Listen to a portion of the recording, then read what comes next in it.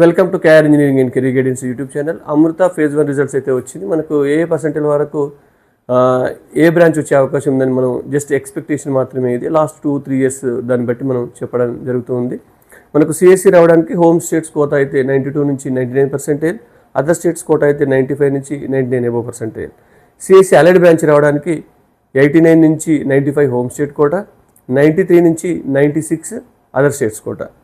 EC branch రావడానికి home state quota అయితే 86 to 90, other states quota అయితే మనకు 90 నుంచి 93. ట్రిపుల్ ఈ బ్రాంచ్ రావడానికి 70 నుంచి 85 వరకు హోమ్ స్టేట్ కోటా, 85 నుంచి 90 వరకు అదర్ స్టేట్స్ కోటాలో వచ్చే అవకాశం ఉంది. అంటే ఇది ప్రధానంగా మనం టాప్ బ్రాంచెస్ ఏవైతే మనకు కోయంబత్తూరు కానీ, అమృతపురం కానీ, బెంగళూరు ఉన్నాయి, దాన్ని బేరీజ్ వేసుకొని చేయడం జరిగింది. ఇంకా మీకు అమరావతి, చెన్నైలో, మిగతా నాగర్సోయిల్లో, ఫరీదాబాద్లో అయితే ఇంకా కట్ ఆఫ్ తగ్గుతుంది. అంటే మీకు దాదాపు 80 అబోవ్ వచ్చిన వాళ్ళు ఏదో ఒక బ్రాంచ్లో మీరు జాయిన్ అయిపోవచ్చు అమృతలో.